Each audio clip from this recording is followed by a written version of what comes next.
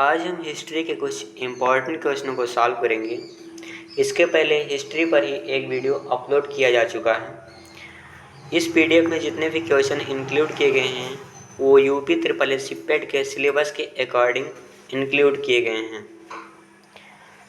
सभी लोग exam crack करने के लिए सबसे पहले किसी भी टॉपिक को उठाएं तो उससे जितना भी क्वेश्चन रिलेटेड बन रहा हो उन क्वेश्चनों को सॉल्व करें। उसके बाद प्रैक्टिस सेट को किस तरीके से क्वेश्चन आ रहे हैं एग्ज़ाम में ये जानने के लिए सॉल्व करें, तभी एग्ज़ाम क्लियर होगा। क्योंकि सिर्फ क्वेश्चनों को सॉल्व करने से एग्ज़ाम क्लियर नहीं किया जा सकता है।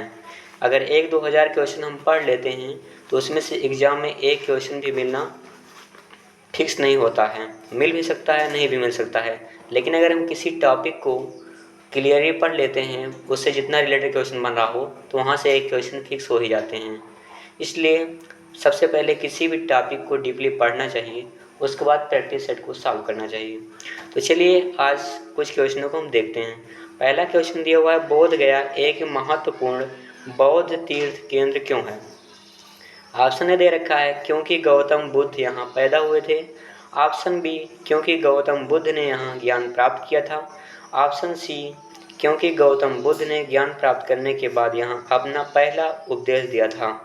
ऑप्शन डी दे रखा है क्योंकि गौतम बुद्ध ने यहाँ निर्वाण प्राप्त किया था। तो इसका राइट आंसर ऑप्शन सी होगा, क्योंकि गौतम बुद्ध ने यहाँ ज्ञान प्राप्त किया था। राइट आंसर इसका ऑप्शन बी होगा, क्योंकि गौतम बुद्ध ने यहाँ ज्ञान प्राप्त किया था। चलिए अगला क्वेश्चन देखते हैं। अगला क्वेश्चन दिया हुआ है, ज्ञान प्राप्त करने के बाद गौतम को किस रूप में जाना जाने लगा? Option A Jina, option B Buddha, option C ज्ञान और ऑप्शन डी बोध। तो गौतम बुद्ध को ज्ञान प्राप्त करने के बाद बुद्ध नाम से जाना जाने लगा, अतः इसका ऑप्शन बी राइट होगा। चलिए अगला क्वेश्चन देखते हैं। अगला क्वेश्चन दिया हुआ है, बुद्ध को परिनिर्वाण कहाँ प्राप्त हुआ था? Option A Bodh Gaya, option B Kushinagar, option C Rajgriha, option D Vaishali. तो इसका right answer option B Kushinagar होगा। महात्मा बुद्ध को मल्लगढ़ राज्य की राजधानी कुशीनगर में 483 बीसी में परिनिर्वाण प्राप्त हुआ था। बौद्ध ग्रंथों में इसे महापरिनिर्वाण कहा जाता है। बोध गया में महात्मा बुद्ध को ज्ञान की प्राप्ति हेतु ऋषि पत्तन सारनाथ में उन्होंने अपना प्रथम उपदेश दिया। चलिए अगला क्वेश्चन देखते हैं। अगला क्वेश्चन दिया हुआ है, उस स्थान का नाम बताएं जहां बौद्धों की मान्यता के अनुसार गौतम बुद्ध ने अपनी मृत्यु के बाद परिनिर्वाण प्राप्त किया। इसका क्वेश्चन का आंसर पहले सॉल्व कर चुके हैं। नेक्स्ट क्वेश्चन में वही क्वेश्चन जो है घुमा कर यहाँ पर पूछा गया है। तो इसका ऑप्शन ए दे रखा है Kaushambi, option B Kushinagar, option C Budaun और ऑप्शन डी चित्रकूट। इसका right answer option B Kushinagar होगा। तो कुशीनगर जहाँ बौद्धों की मान्यता के अनुसार गौतम बुद्ध ने अपनी मृत्यु के बाद परिनिर्वाण प्राप्त किया था। चलिए अगला क्वेश्चन देखते हैं। बौद्धों के लिए उत्तर प्रदेश में स्थित सारनाथ क्यों महत्वपूर्ण है? ऑप्शन ए दे रखा है, भगवान बुद्ध ने सारनाथ में ज्ञान प्राप्त किया था। ऑप्शन बी भगवान बुद्ध का जन्म सारनाथ में हुआ था। ऑप्शन सी भगवान बुद्ध का सारनाथ में महापरिनिर्वाण यानी कि देहांत हुआ था। ऑप्शन डी ज्ञान प्राप्त करने के बाद महात्मा या भगवान बुद्ध ने सारनाथ में अपना पहला उपदेश दिया था। तो इसका राइट आंसर ऑप्शन डी होगा। बौद्धों के लिए उत्तर प्रदेश में सारनाथ इसलिए महत्वपूर्ण है क्योंकि महात्मा बुद्ध या भगवान बुद्ध ज्ञान प्राप्त करने के बाद भगवान बुद्ध ने सारनाथ में अपना पहला उपदेश दिया था। चलिए अगला क्वेश्चन देखते हैं। अगला क्वेश्चन दिया हुआ है, बुद्ध ने अपना पहला उपदेश कहाँ दिया था? Option A Kushinagar, option B Sarnath, option C Ayodhya और ऑप्शन डी वाराणसी। ये क्वेश्चन बहुत ही इम्पोर्टेंट है, बहुत बार ये क्वेश्चन एग्जामों में रिपीट होता रहता है। तो इसका right answer option B Sarnath होगा। बुद्ध ने अपना पहला उपदेश सारनाथ में दिया था। चलिए अगला क्वेश्चन देखते हैं। बुद्ध ने डाट डाट में अपना पहला धर्मोपदेश देते हुए अपने मत की आधारशिला रखी थी। Option A Jhansi, option B Bodhgaya, option C Kaushambi और ऑप्शन डी सारनाथ। तो इसका राइट आंसर ऑप्शन डी होगा। बुद्ध ने सारनाथ में अपना पहला धर्मोपदेश देते हुए अपने मत की आधारशिला रखी थी। गौतम बुद्ध का जन्म कपिलवस्तु के निकट लुम्बिनी नामक स्थान पर हुआ था। बुद्ध ने अपना पहला धर्मोपदेश सारनाथ में दिया, जहां उन्होंने 5 ब्राह्मण सन्यासियों को पहला उपदेश दिया, जिसे बौद्ध धर्म में धर्मचक्र प्रवर्तन कहा गया। चलिए अगला क्वेश्चन देखते हैं। अगला क्वेश्चन दिया हुआ है, गौतम बुद्ध ने डाट डाट में धर्मचक्र प्रवर्तन का उपदेश दिया। Option A Kapilavastu, option B Lumbini, option C Bodhgaya और ऑप्शन डी सारनाथ। तो इसका right answer option D Sarnath होगा। गौतम बुद्ध ने सारनाथ में धर्मचक्र प्रवर्तन का उपदेश दिया। चलिए अगला क्वेश्चन देखते हैं। अगला क्वेश्चन दिया हुआ है, पाली में बौद्ध ग्रंथों को आमतौर पर त्रिपिटक यानी 3 फोल्ड बास्केट कहा जाता है। इनमें से कौन सा त्रिपिटकों में से नहीं है? ऑप्शन दे रखा है अभिधम्म पिटक, ऑप्शन बी सुत्त पिटक, ऑप्शन सी उपशाखा पिटक और ऑप्शन डी विनय पिटक। तो इसका राइट आंसर ऑप्शन सी उपशाखा पिटक होगा। पाली में बौद्ध ग्रंथों को आमतौर पर त्रिपिटक या स्थिफोल्ड बास्केट कहा जाता है, जिसमें सुत्त पिटक, विनय पिटक तथा अभिधम्म पिटक शामिल हैं। त्रिपिटक बौद्ध धर्म के मुख्य ग्रंथ हैं। इनकी मुख्य भाषा पाली है। चलिए अगला क्वेश्चन देखते हैं। अगला क्वेश्चन दिया हुआ है, नागार्जुन कौन थे? ऑप्शन ए एक जैन भिक्षु थे, ऑप्शन बी एक बौद्ध दार्शनिक, ऑप्शन सी एक यूनानी शासक और ऑप्शन डी एक वैदिक ऋषि। तो नागार्जुन जो हैं वो एक बौद्ध दार्शनिक थे और डिटेल में इन्हें जानेंगे। नागार्जुन के बौद्ध धर्म नागार्जुन एक बौद्ध दार्शनिक थे। वे कुषाण शासक कनिष्क के समकालीन थे। उन्होंने प्रज्ञापारमिता सूत्र की रचना की, जिसमें शून्यवाद का सापेक्षवाद का प्रतिपादन किया गया है। वे माध्यमिक दर्शन के प्रमुख आचार्य थे। चलिए अगला क्वेश्चन देखेंगे।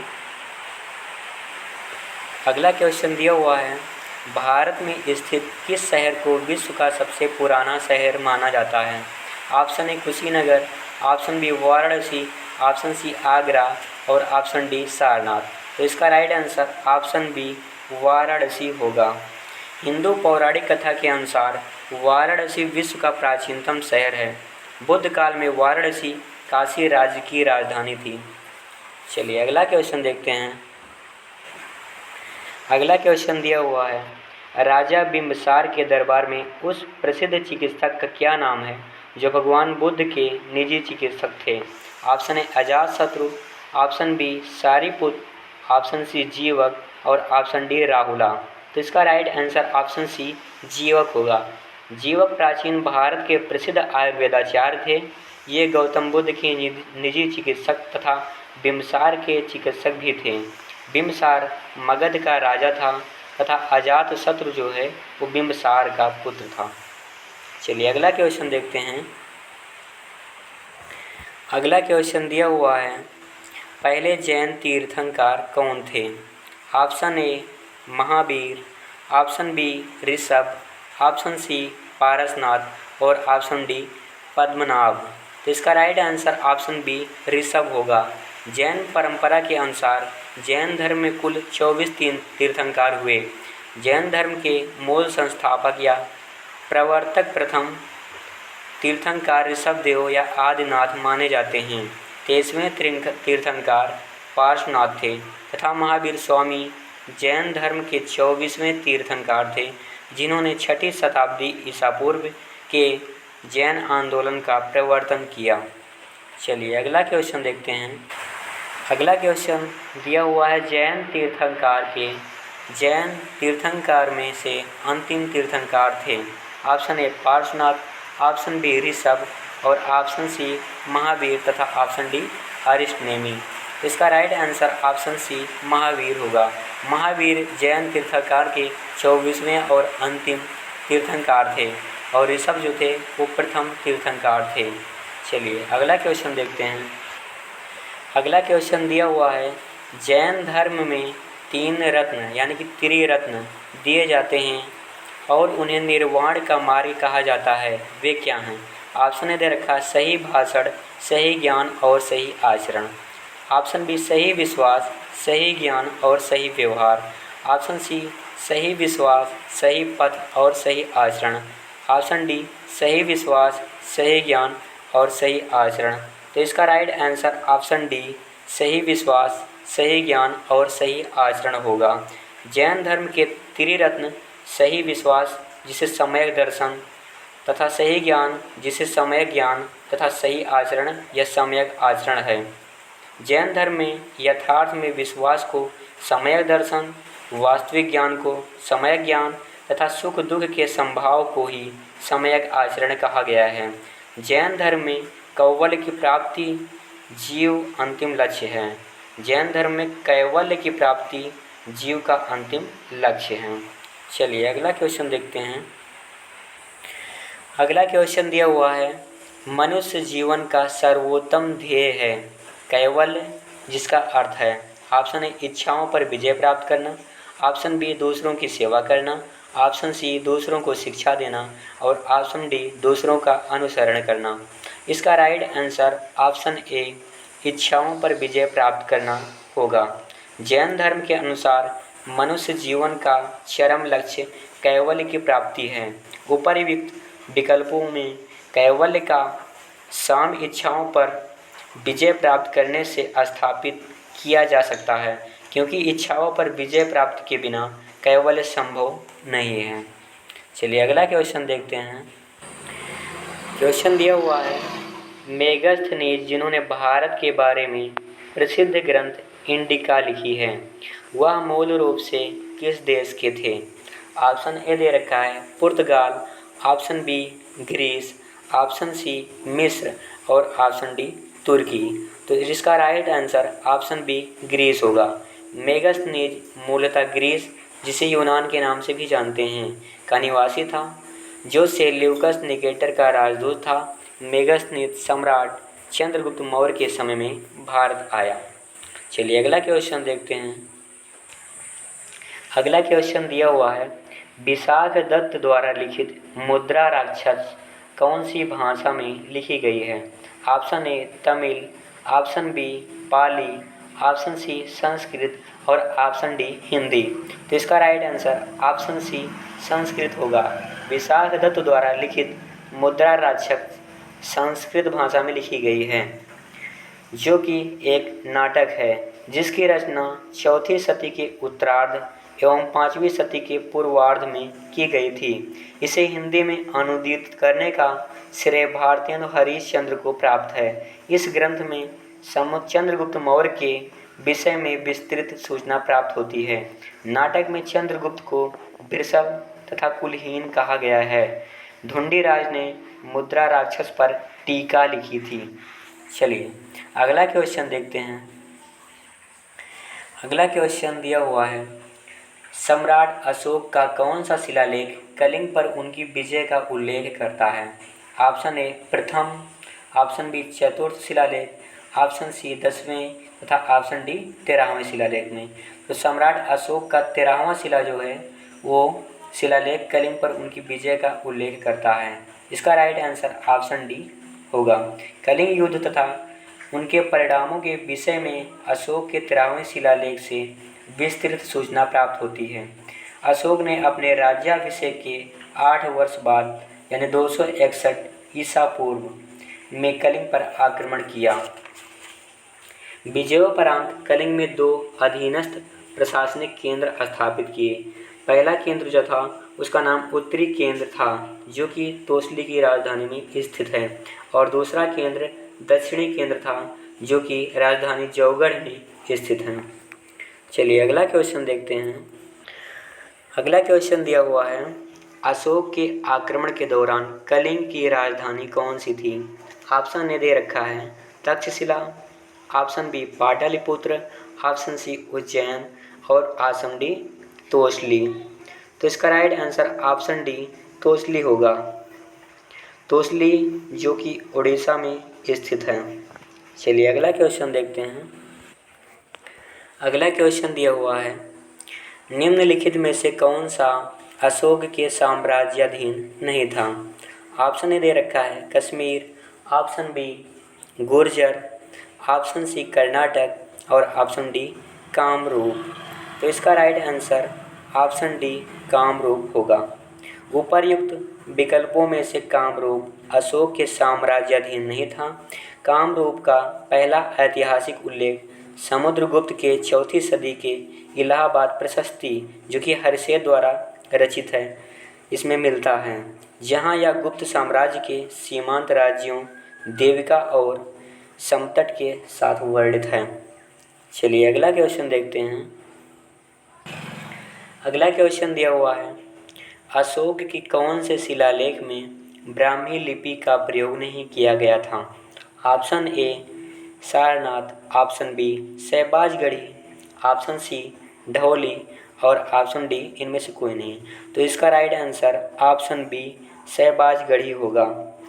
अशोक के 14 बृहद शिलालेख विभिन्न राजाज्ञाओं और शासनादेश हैं जो 8 भिन्न भिन्न स्थानों से प्राप्त किए गए हैं। अशोक के शहबाजगढ़ी तथा मानसेहरा अभिलेख अन्य लेखों के विपरीत खरोष्ठी लिपि में लिखे गए हैं। खरोष्ठी लिपि में लिखे गए हैं जो ईरानी अरामीक से उत्पन्न हुई थी। शहबाजगढ़ी आधुनिक पाकिस्तान के पेशावर जिले की यूसुफ फजही तहसील में स्थित है। चलिए अगला क्वेश्चन देखते हैं। अगला क्वेश्चन दिया हुआ है, अशोक के प्रधान शिलालेखों में सबसे बड़ा शिलालेख है। ऑप्शन ए दे रखा है 11वां शिलालेख, ऑप्शन बी 12वां शिलालेख, ऑप्शन सी 13वां शिलालेख और ऑप्शन डी 14वां शिलालेख। तो इसका राइट आंसर ऑप्शन डी 13वां शिलालेख होगा। अशोक के प्रधान शिलालेखों में 13वां शिलालेख सबसे बड़ा है। इसमें अशोक की कलिंग विजय का वर्णन किया गया है। चलिए अगला क्वेश्चन देखते हैं। अगला क्वेश्चन दिया हुआ है, निम्नलिखित में से मौर्य काल का सर्वोत्तम प्रतिमान कौन सा है। ऑप्शन दे रखा है ऑप्शन ए स्तंभ, ऑप्शन बी स्तूप, ऑप्शन सी चैत्य और ऑप्शन डी बारादरी। तो इसका राइट आंसर ऑप्शन ए स्तंभ होगा। मौर्य कला का सर्वोत्तम प्रतिमान स्तंभों को माना जाता है, जिनमें अशोक द्वारा धम्म के प्रचार हेतु स्थापित कराए गए एकात्मक स्तंभ विशेष रूप से उल्लेखनीय हैं। अशोक के एकात्मक स्तंभों का सर्वोत्कृष्ट नमूना सारनाथ का सिंह स्तंभ शीश है। चलिए अगला क्वेश्चन देखते हैं। अगला क्वेश्चन दिया हुआ है, अशोक का सिंह चतुर्मुख स्तंभ शीर्ष ... एक स्तंभ पर था। ऑप्शन दे रखा है option A Kannauj, option B Gautam Buddh Nagar, option C Sambhal और ऑप्शन डी सारनाथ। तो इसका right answer option D Sarnath होगा। सम्राट अशोक का एक स्तंभ सारनाथ में स्थित है, जिसे अशोक महान ने बनवाया था। सारनाथ स्थित स्तंभ के शीर्ष पर 4 शेर बैठे हैं और सभी की पीठ पर एक दूसरे से सटी हुई है सारनाथ के अशोक स्तंभ को भारत ने राष्ट्रीय प्रतीक के रूप में अपनाया है। अशोक के स्तंभ के निचले भाग में स्थित चक्र को भारतीय तिरंगे के मध्य भाग में रखा गया है। चलिए अगला क्वेश्चन देखते हैं। अगला क्वेश्चन दिया हुआ है, मौर्य अर्थव्यवस्था मुख्य रूप से डाट पर निर्भर थी। ऑप्शन ए कृषि अर्थव्यवस्था, ऑप्शन बी व्यापार आधारित अर्थव्यवस्था, ऑप्शन डी उद्योग आधारित अर्थव्यवस्था और ऑप्शन डी युद्ध आधारित अर्थव्यवस्था। तो इसका राइट आंसर ऑप्शन ए कृषि अर्थव्यवस्था होगा। मौर्य अर्थव्यवस्था मुख्यतः कृषि अर्थव्यवस्था थी। भूमि कर, जिसे भाग कहा जाता था, राजस्व का प्रमुख प्रकार था। या उत्पादन का 1/6 होता था। चलिए अगला क्वेश्चन देखते हैं। अगला क्वेश्चन दिया हुआ है, देवनाम प्रिय नाम किसे दिया गया था?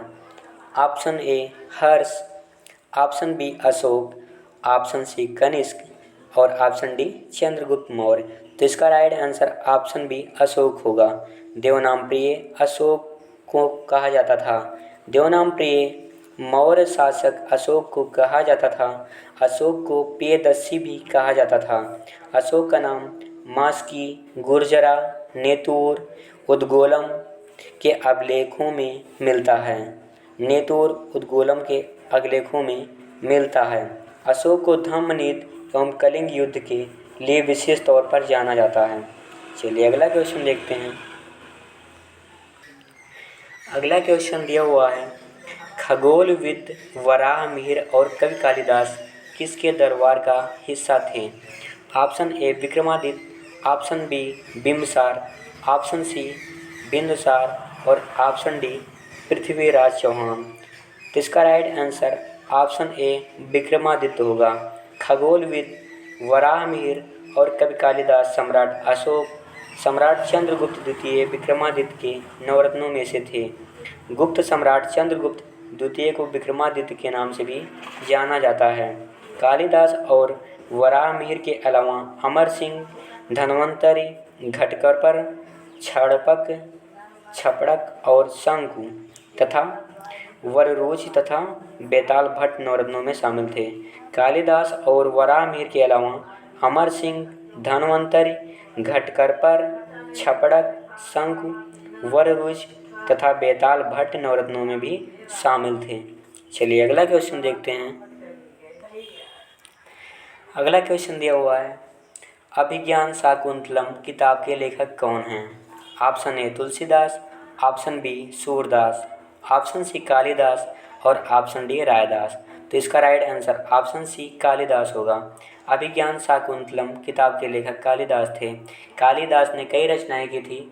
इनके कई महत्वपूर्ण रचनाएं हैं। चलिए कुछ इम्पोर्टेंट रचनाओं को देखते हैं। अभिज्ञान शाकुंतलम के लेखक संस्कृत भाषा में सबसे महान कवि और नाटककार कालिदास ने किया है। अभिज्ञान शाकुंतलम के अतिरिक्त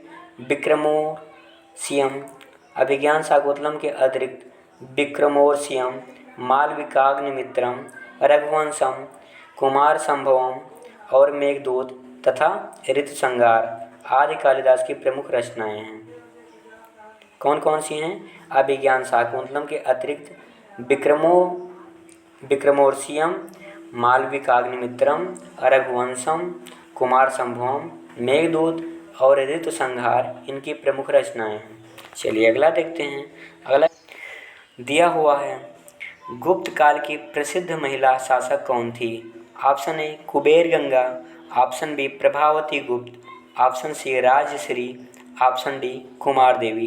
तो इसका right answer option B Prabhavati Gupta होगा। गुप्तकालीन प्रसिद्ध महिला शासिका प्रभावती गुप्त थी। वह चंद्रगुप्त द्वितीय की पुत्री एवं वाकाटक नरेश रुद्रसेन द्वितीय की पत्नी थी। चलिए अगला क्वेश्चन देखते हैं। अगला क्वेश्चन दिया हुआ है, कन्नौज से पूर्व हर्षवर्धन कहाँ का शासक था? Option A Kaushambi, option B Kushinagar, option C Shravasti, option D Thanesar. तो इसका right answer option D Thanesar होगा। हर्षवर्धन कन्नौज से पूर्व थानेश्वर का शासक था। यहीं पर पुष्यभूत वंश की स्थापना हुई। राज्यवर्धन की मृत्यु के पश्चात 606 एडी में हर्षवर्धन थानेश्वर की गद्दी पर बैठा। उस समय उसकी आयु मात्र 16 वर्ष थी। हर्ष के शासनकाल में ही चीनी यात्री ह्वेनसांग भारत आया था। चलिए अगला क्वेश्चन देखते हैं। अगला क्वेश्चन दिया हुआ है, हर्षवर्धन ने 5 एंडीज को अपने नियंत्रण में लिया। इनमें से कौन सा 5 एंडीज थे? ऑप्शन दे रखा है, पंजाब, कन्नौज, बंगाल, बिहार और जयपुर। ऑप्शन भी दिया हुआ है, पंजाब, कन्नौज, बंगाल, बिहार और उड़ीसा। ऑप्शन सी पंजाब, कन्नौज, बंगाल, उत्तर प्रदेश और उड़ीसा। ऑप्शन डी राजस्थान, कन्नौज, बंगाल, बिहार और उड़ीसा। तो इसका right answer option D Rajasthan, Kannauj, Bengal, Bihar और उड़ीसा होगा। शासक हर्षवर्धन ने 5 इंडीज को अपने नियंत्रण में लिया, जिसमें पंजाब, कन्नौज, बंगाल, बिहार और उड़ीसा सम्मिलित हैं। हर्षवर्धन को बादामी के चालुक्य वंशी शासक पुलकेशिन द्वितीय से पराजित होना पड़ा। हर्षवर्धन ने अपने साम्राज्य का विस्तार जालंधर, कश्मीर, नेपाल और वल्लभीपुर तक कर लिया था। चलिए अगला क्वेश्चन देखते हैं। अगला क्वेश्चन दिया हुआ है, कादम्बरी के लेखक कौन हैं? Option A Kalidas, option B Kautilya, option C Harsha और ऑप्शन डी बाण। तो इसका राइट आंसर ऑप्शन डी बाण होगा, यानी कि बाण भट्ट। कादम्बरी संस्कृत साहित्य के एक महत्वपूर्ण उपन्यास हैं, जिसकी रचना संस्कृत कवि एवं गद्य लेखक बाण भट्ट ने की थी। बाण भट्ट सम्राट हर्ष के दरबारी कवि थे। उनकी एक महत्वपूर्ण रचना हर्षचरित भी है, जिसमें हर्ष के समय की विस्तृत सूचना प्राप्त होती है। चलिए अगला क्वेश्चन देखते हैं।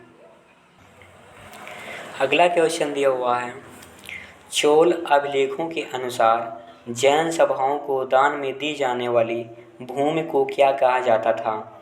ऑप्शन ए बेल्लन अगवाई, ऑप्शन बी सालाभोगा, ऑप्शन सी पल्ली छांदम और ऑप्शन डी ब्रह्मदेह। तो इसका राइट आंसर ऑप्शन ए बेल्लन वगाई होगा। बेल्लन वगाई चोल अभिलेखों के अनुसार जैन सभाओं को दान में दी जाने वाली भूमि को कहा जाता था। चोल अभिलेखों के अनुसार जैन सभाओं को दान में दी जाने वाली भूमि को पल्ली छांदम कहा जाता था और ब्राह्मणों को दी जाने वाली भूमि को बेल्लन वगाई कहा जाता था, तथा स्कूलों विद्यालयों की व्यवस्था के लिए दान में दी जाने वाली भूमि को साला भोग कहा जाता था। अतः इसका राइट आंसर ऑप्शन सी पल्ली छांदम होगा। पल्ली छांदम चोल अभिलेखों के अनुसार जैन सभाओं को दान में दी जाने वाली भूमि को कहा जाता था। चलिए अगला क्वेश्चन देखते हैं। अगला क्वेश्चन दिया हुआ है, पाल वंश का पहला शासक कौन था? Option A Devpal, option B Rampal, option C Gopal और ऑप्शन डी महिपाल। तो इसका right answer option C Gopal होगा। पाल वंश का संस्थापक गोपाल था। गोपाल ने लगभग 750 से 770 एडी तक शासन किया। वह बौद्ध मतानुयायी था तथा नालंदा में उसने एक बिहार का निर्माण करवाया था। चलिए अगला क्वेश्चन देखते हैं। अगला क्वेश्चन दिया हुआ है, पाल साम्राज्य भारत के किस हिस्से से संबंधित है? ऑप्शन ए पश्चिमी, ऑप्शन बी पूर्वी, ऑप्शन सी दक्षिणी और ऑप्शन डी उत्तरी। तो इसका राइट आंसर ऑप्शन बी पूर्वी होगा। पाल साम्राज्य भारत के पूर्वी हिस्से यानी बंगाल और बिहार से संबंधित है। पाल वंश की स्थापना गोपाल वंश ने की थी। इस वंश का सबसे प्रतापी शासक धर्मपाल था, जिसने नालंदा विश्वविद्यालय और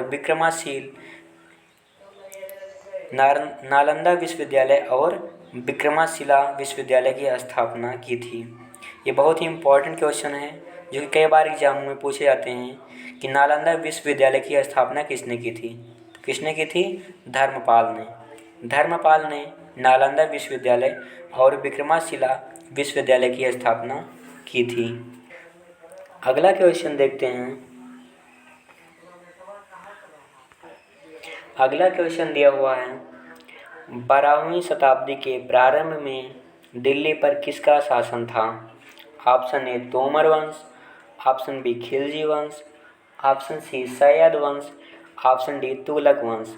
तो इसका राइट आंसर ऑप्शन ए तोमर वंश होगा। 12वीं शताब्दी के आरंभ में दिल्ली पर तोमर वंश का शासन था। इस वंश का शासन आरंभिक 12वीं शताब्दी के प्रारंभ से 1165 ईस्वी तक था।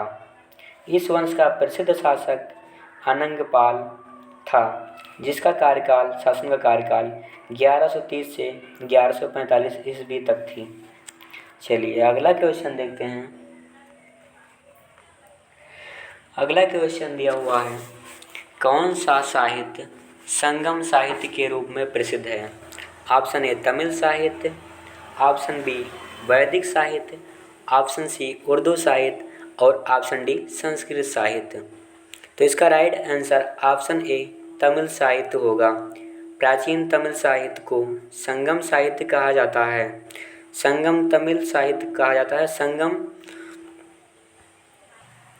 तमिल कवियों विद्वानों की एक सभा का परिषद थी जिसका आयोजन पांड्य राजाओं द्वारा कराया गया था। कुल 3 संगम का आयोजन कराया गया था। प्राचीन तमिल साहित्य को संगम साहित्य कहा जाता है। संगम तमिल कवियों विद्वानों की एक सभा या परिषद थी जिसका आयोजन पांड्य राजाओं द्वारा कराया गया था। इसमें कुल 3 संगमों का आयोजन किया गया था। चलिए अगला क्वेश्चन देखते हैं। अगला क्वेश्चन दिया हुआ है, प्रसिद्ध विरूपाक्ष मंदिर कहाँ अवस्थित है? Option A Srikalahasti, option B Tirupati, option B Hampi और ऑप्शन डी भद्राचलम। तो इसका right answer option C Hampi होगा। प्रसिद्ध विरूपाक्ष मंदिर हम्पी में अवस्थित है। अगर हम हम्पी की बात करें तो हम्पी जो है ये कर्नाटक में स्थित है। प्रसिद्ध विरूपाक्ष मंदिर कर्नाटक के हम्पी में अवस्थित है। भगवान शिव को यह मंदिर समर्पित है। यह मंदिर तुंगभद्रा नदी के दक्षिणी किनारे पर स्थित है। हम्पी विजयनगर की राजधानी थी। चलिए अगला क्वेश्चन देखते हैं। अगला क्वेश्चन दिया हुआ है, सिंचाई के लिए 16 मील लंबी चोल झील का निर्माण इनमें से किस चोल शासक ने करवाया था? ऑप्शन ए राजेंद्र प्रथम, ऑप्शन बी राजराज प्रथम, ऑप्शन सी अधिराज और ऑप्शन डी इनमें से कोई नहीं। तो इसका राइट आंसर ऑप्शन ए राजेंद्र प्रथम होगा।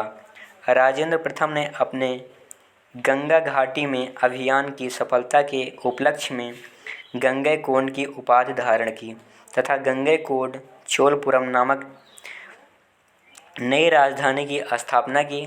नई राजधानी के समीप इन्होंने चोल संगम नामक झील का निर्माण करवाया था। अब हम आगे का टॉपिक नेक्स्ट वीडियो में देखेंगे। Thank you for watching this video.